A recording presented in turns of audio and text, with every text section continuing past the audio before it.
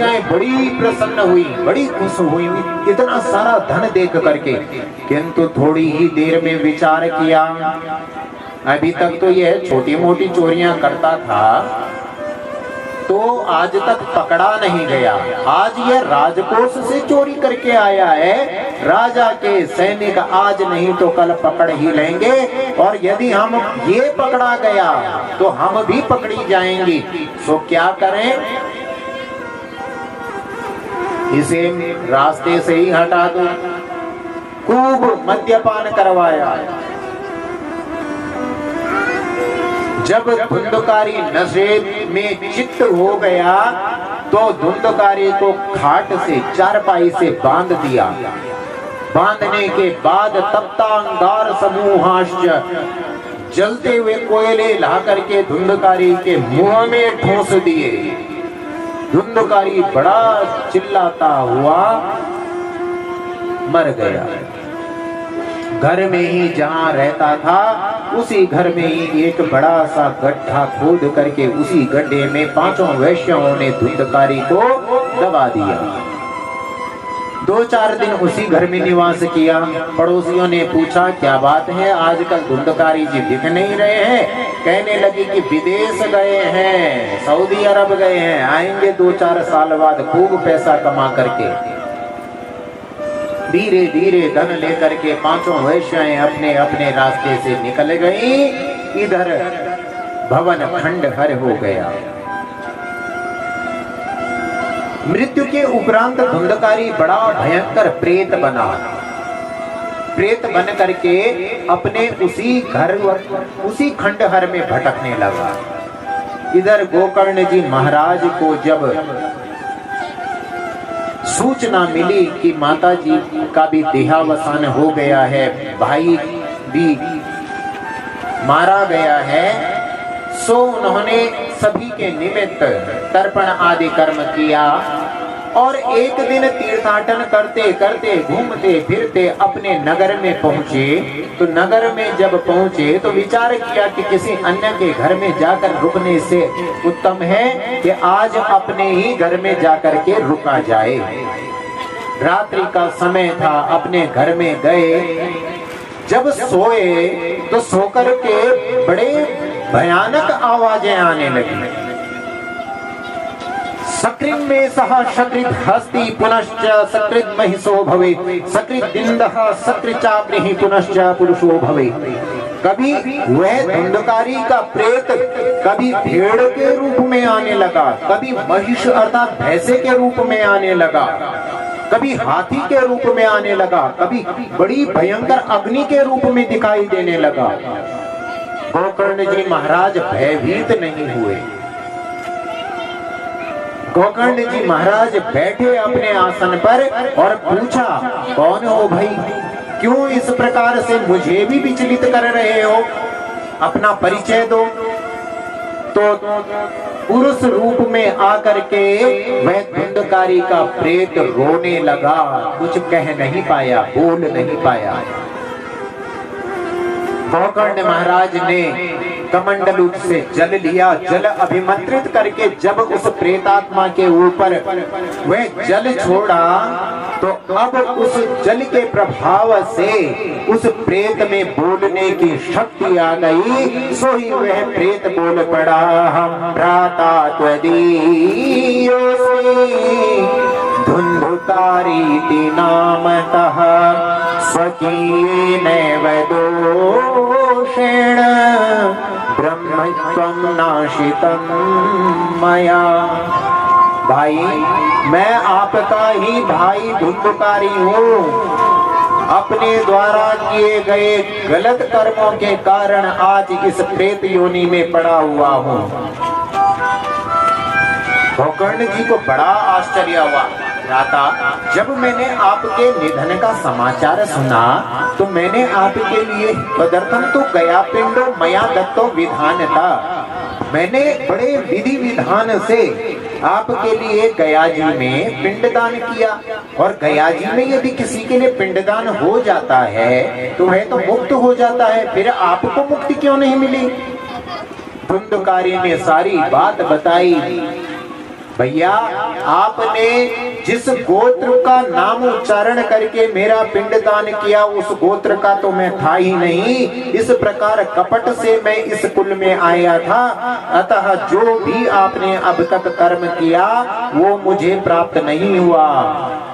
गया श्राद्ध सतेर्नापि मुक्तिर में न भविष्यति। आप चाहे 100 गया श्राद्ध क्यों ना कर ले, मेरी मुक्ति संभव नहीं है। किंतु मैं आपके तप को जानता हूँ, मैं पिताजी को भी जानता हूँ। यदि उनके तप का प्रभाव है तो आपके द्वारा मेरी मुक्ति भी संभव है। भैया आप मेरी मुक्ति के लिए कोई उपाय अवश्य करें। गोकर्ण जी ने धुंधकारी को आश्वासन दिया, मैं अवश्य ही आपकी मुक्ति के लिए उपाय करूंगा। रात्रि में गोकर्ण जी को निद्रा न आई। प्रातः काल संध्या वंदन किया, उपरांत ब्रह्म गोष्ठी की जितने क्षेत्र के ब्रह्मवेता ब्राह्मण थे सभी को बुलाया और अपने घर में एक ब्रह्म गोष्ठी की। सभी से विचार किया क्या करना चाहिए, कैसे प्रेत को मुक्ति प्राप्त हो। किसी जब निर्णय पर नहीं पहुंचे, उचित समाधान प्राप्त नहीं हुआ, मध्य दिवस हो चला, भगवान सूर्य नारायण आकाश मंडल के मध्य में पहुंच चुके, तो अब जाकर के गोकर्ण जी महाराज ने भगवान सूर्य नारायण को मंत्र शक्ति से स्तंभित किया और भगवान सूर्य से अब प्रेत की मुक्ति का उपाय पूछा। सो ही व्योम वाणी हुई कि श्रीमद् भागवतान मुक्ति सप्ताह वाचनम कुरु।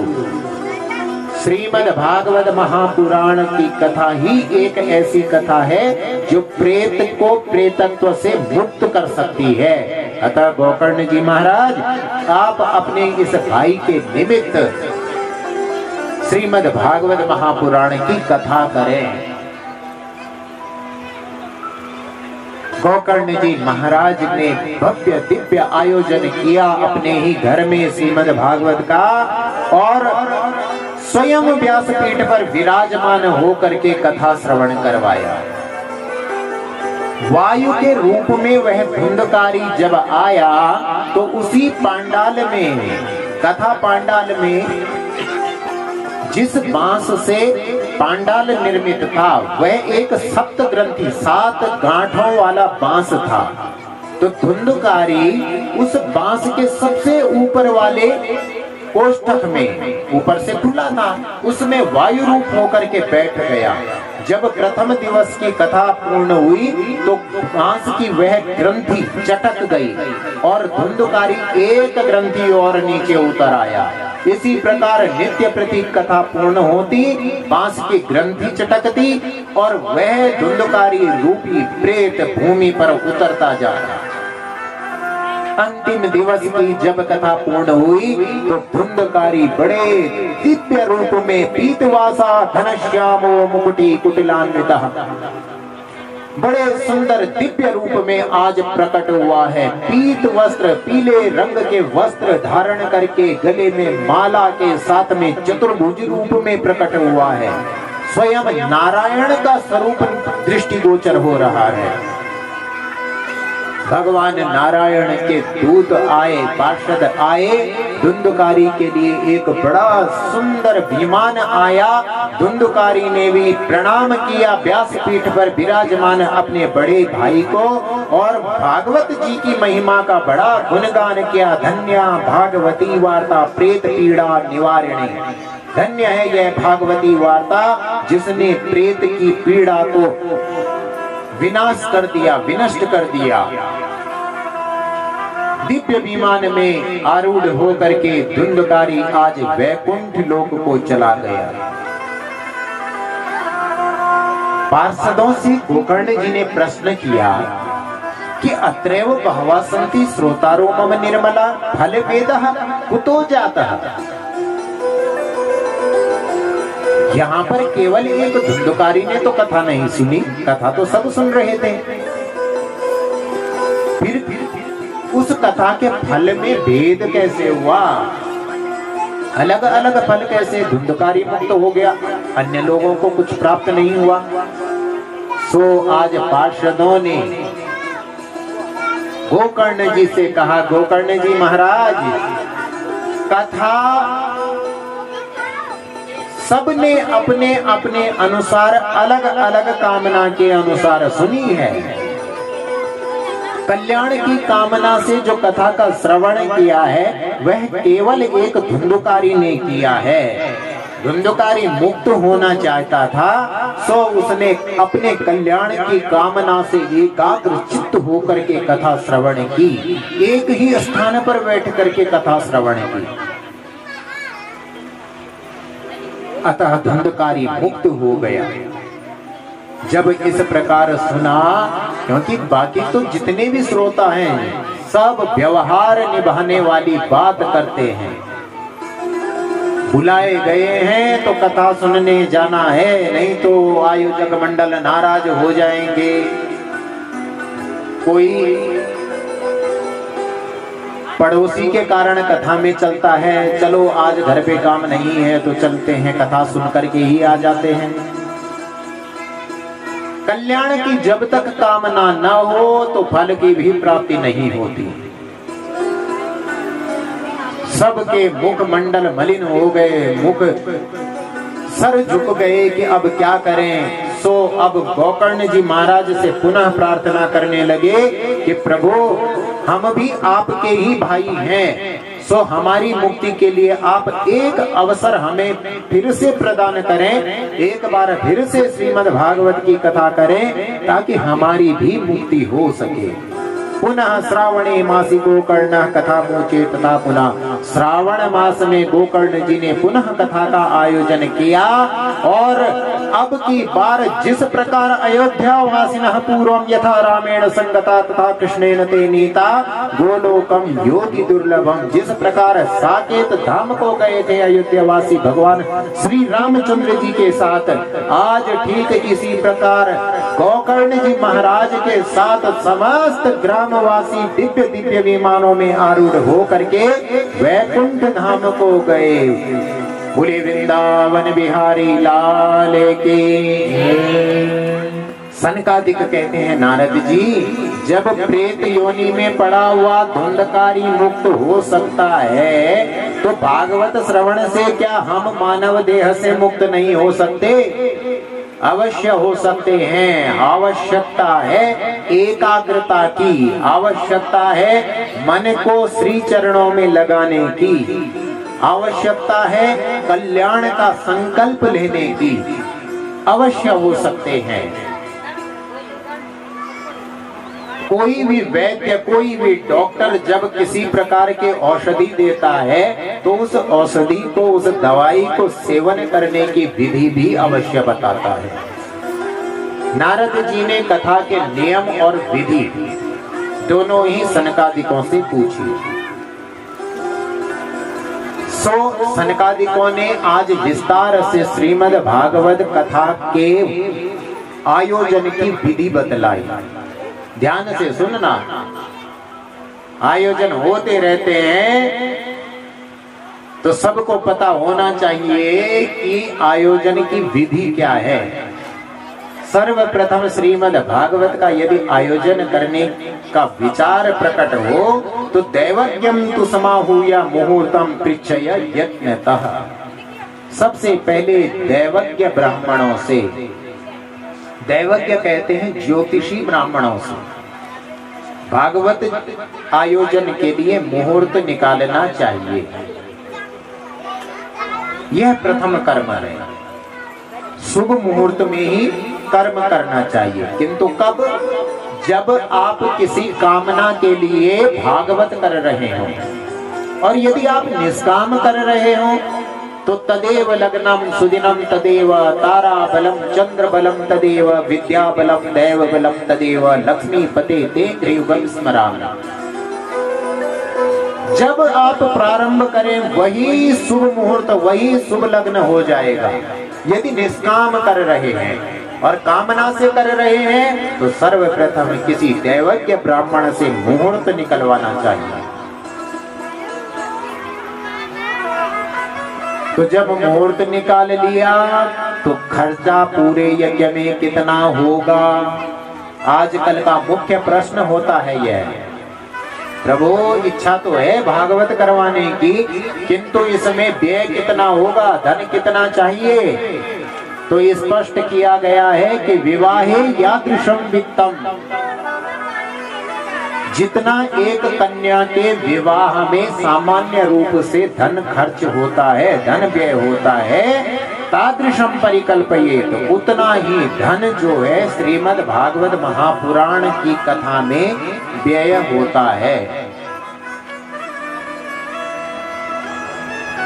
जब भी किसी भी आयोजन में यजमान बनाते हैं ना, वह पूजन करवाते हैं, तो उनका भी प्रश्न होता है, सब में तो ठीक रहता है, किंतु जैसे ही पंडित जी बोलते हैं मुख वासनार्थे एला लवंगादि युक्त सफल तांबूलं च समर्पयामि, तत्रादौ न्यूनातिरिक्त दोष परिपूर्णार्थे यथा शक्ति द्रव्य दक्षिणाम समर्पयामि। पूजन करवाते हुए बस जैसे ही पंडित जी ने कहा कि द्रव्य दक्षिणाम समर्पयामि, यजमानों के कान खड़े हो जाते, बस पंडित जी को दक्षिणा चढ़ाने का। अरे पंडित जी कितनी बार चढ़ाएं, क्यों चढ़ाएं, कितनी चढ़ाएं, हम अपनी इच्छा से चढ़ाएंगे। तो यहाँ यह ध्यान दीजिएगा, जब भी पूजन करवाएं तो दक्षिणा चढ़ाने का भी एक अपना नियम है। यथाशक्ति यथा भक्ति कही गई है, तो यथाशक्ति का तात्पर्य समझते हैं। यथाशक्ति का तात्पर्य है विवाहे यादृशम वित्तम। जो पीठ होता है, आपके सन्मुख देवताओं के आसन बने हुए हैं, अलग अलग पीठ हैं। पंचांग पीठ के प्रधान देवता हैं गणपति जी महाराज। जिस पीठ की आप पूजा कर रहे हैं, पूजन कर रहे हैं, उस पीठ के प्रधान देवता को जो दक्षिणा चढ़ती है वो इतनी चढ़ती है जितना आपके द्वार पर जब आपकी कन्या की बारात आती है तो आप जितना तिलक कन्या के ससुर को, उनके मामा जी को लगाते हैं, उतना द्रव्य, उतनी दक्षिणा एक पीठ के प्रधान देवता को चढ़ती है। यह ध्यान रखिएगा आज से। जितना आप उनको तिलक करते हैं उतनी ही दक्षिणा चढ़ाई जाती है। अन्य जितने सहयोगी देवता होते हैं उस पीठ के, उनको कितनी दक्षिणा चढ़ती है? उनको इतनी दक्षिणा चढ़ती है जितना आप बारातियों को तिलक करते हैं। तो यज्ञ के जो प्रधान देवता होते हैं, यह कौन सा यज्ञ है? श्रीमद् भागवत महापुराण। ऐसे अन्य अन्य अनेकों यज्ञ होते हैं। आप घर में सत्यनारायण भगवान की कथा भी करवाते हैं, या आप कोई भी कर्म करवाएं, प्रत्येक कर्म का एक प्रधान देवता होता है। इस यज्ञ का प्रधान जो देवता है वह स्वयं प्रत्यक्ष वाग्मय स्वरूप में श्री कृष्ण चंद्र जी हैं, भागवत जी हैं। तो प्रधान देवता को दक्षिणा जब चढ़ाई जाती है तो वह कितनी चढ़ानी चाहिए? विवाहे यादृशम वित्तम, जितना आप अपने जवाई राजा को तिलक लगाते हैं।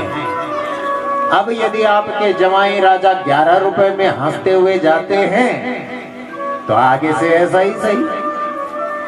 पर पता चला कि जवाई जी 1100 में भी असंतुष्ट ही नजर आ रहे हैं और भागवत जी फूल में भी प्रसन्न है। चलिए हास परिहास की बात है, किंतु जो शास्त्र का प्रमाण है वह यही है, विवाहे यादृशम वित्तम। यह यज्ञ में धन खर्च का, क्योंकि देखिए इसका आपको दूसरा पक्ष भी समझा देते हैं। समाज में हर वर्ग के लोग रहते हैं, ऐसा संभव नहीं हो पाता है जीवन पर्यंत की कमाई से लोग अपना एक मकान बना लें, अपने बच्चों की शिक्षा दीक्षा पूरी कर लें, उनका विवाह आदि कर लें, यही पर्याप्त हो पाता है। श्रीमद् भागवत जैसे महापुराण का आयोजन करना अपने आप में बहुत बड़ी बात होती है। इतना धन खर्च कर पाना सबके लिए संभव नहीं होता, तो इसी के लिए यह दूसरी विधि बतलाई है। कौन सी? जिस विधि का पालन हम लोग कर रहे हैं।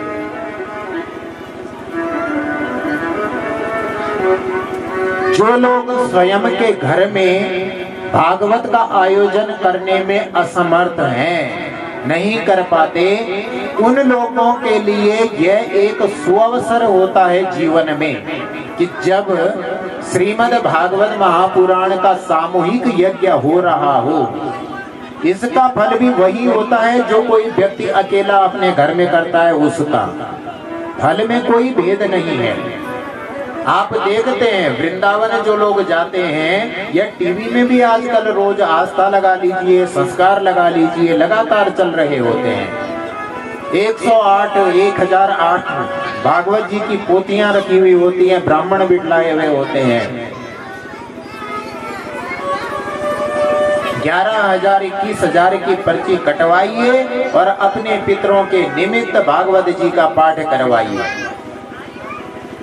जो कार्य आपका 5 लाख रुपए खर्च करके होना है, वह आपका 11,000 21,000 खर्च करके हो जाता है। इसी केवल एक यही इन आयोजनों का एक मुख्य उद्देश्य होता है। जो लोग स्वयं के घर में इतने बड़े आयोजन नहीं कर सकते, वह केवल आकर के एक दिन बैठ करके यदि भगवान का पूजन कर लेते हैं तो उन्हें भी यज्ञ का पूर्ण फल प्राप्त होता है। यह अवसर होता है जीवन में अपने पितरों के निमित्त कुछ करने का। ऐसे ज्ञान यज्ञ, इन्हें ज्ञान यज्ञ कहा गया है, यह भी ध्यान रखिएगा। यदि आप अपने घर में यज्ञ करते हैं तो वह पितृमोक्ष यज्ञ होता है। केवल आपके पितृ तरेंगे, आप